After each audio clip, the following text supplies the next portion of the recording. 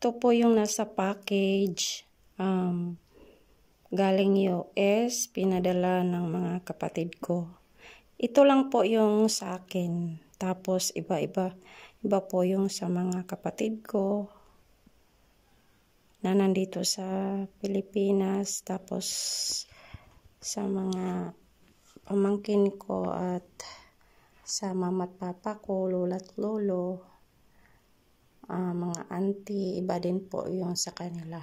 Itong video ko po, ito lang po yung sa akin na binigay nila.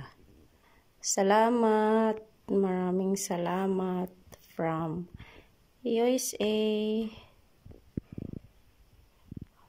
Hong Kong at saka UK. Thank you so much sa mga binigay niyo po sa amin.